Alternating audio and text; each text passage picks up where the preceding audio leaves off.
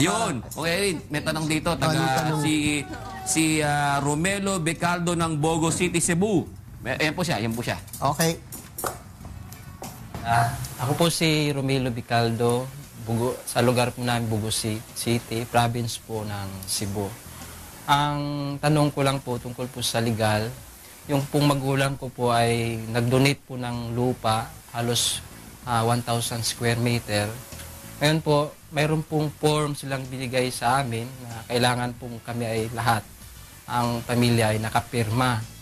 Ngayon po, dalawa po kaming magkakapatid. Yung magulang ko po ay nakapirma din. Ako mismo ay hindi pumirma. Ngayon, kung hindi po ako pumirma, ay ginaya yung pirma ng magulang ko. May habol po ba ako doon kung sakaling pwede ko pong kunin ang lupa o ano po ang magiging advice po sa akin kung pwede ko ba pong mahabol o hindi na? Para clear po, no? Kasi yung medyo hindi na natin pinangalanan kung kanino dinonate. No? Yes. Parang dinonate niya sa isang ano yan inano ng mother niya sa sect niya, sa religious sect niya. Okay. Na hindi naman pabor yung ibang mga anak niya. Ganun po ang nangyari dyan. Hindi, ang sagot dyan, kung mapapatunayan na finorge yung signature niya, di talagang may laban siya. No? Pwedeng bawiin dahil mukhang kung ganyan, humihingi ng consent sa lahat ng mga anak. No? At kung hindi papayag, at least yung mababawi niya, yung parte niya. Opo. Sa lupa. So, lalo na kung finorge yung signature. So, ang mangyayari dyan, kailangan mag-file ng kaso sa korte para mapatunayan na forge yung signature. So, matagal-tagal din yan kung rin. Matagal. Okay na. Pero at least mababawi niya Mababawi.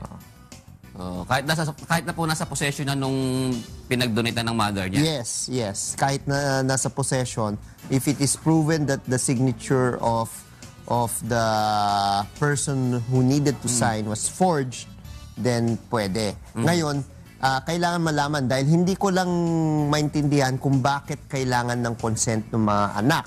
Dahil kung yan ay lupa ng nanay, no? May kapangyarihan lang ng nanay na ibenta yung lupa o i-donate. Dahil hindi pa pagmay-may-ari ng mga anak yan. Kumbaga, wala pang, ang tawag ko Erin, hindi pa, kahit po ba wala po sa ano yan, yung tawag nila yung bago matay may pinipirmahan yung nanay, wala pa. Will, wala. Wala pa yun. Wala. Kasi depende kung ano nakalagay sa will. Opo. No? Dahil in order for the will to be effective, kailangan patay na yung nanay. Ito, hindi patay yung nanay Ganun po ba? Ibig sabihin, donation Oo. So, kailangan maging maliwanag sino talaga may-ari ng lupa. Kung ang pag-may-ari ng lupa ay nasa pangalan ng nanay at ng mga anak, then hindi pwede yun. Kailangan hindi forge yung signature niya. Kung yung titulo ay nasa pangalan lamang ng nanay, wala pang karapatan ng mga anak na humabol dyan. Bawa, kung Dahil sakali buhay kung ang sitwasyon nasa pangalan ng kanilang tatay, patay na po yung tatay, paano po ba yung kung Erin? Kung nasa pangalan, kailangan may extrajudicial settlement. Ang lahat. Opo. Ang lahat ng supposedly magmamana ng lupa. So kasama ng nanay, kasama yung mga anak.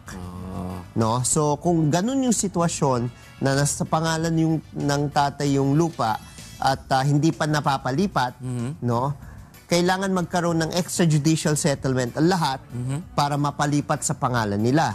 Ngayon, kung idodonate yun, tingin ko yun rin ang pwede nangyari. Kung idodonate yun, kaya kinukuha yung lahat ng consent. Hindi pumayag, finorge, may karapatan humabol. Okay. Bawa, yung isa lang naman ang naghahabol doon, siya lang siya lang po ang... yung share niya. Yung share niya lang makukuha niya. Yung share lang niya makukuha niya. Okay. Sige po, pag kung Erin, i-coordinate namin ulit ito, tanongin namin kung paano talaga yung nangyari dyan.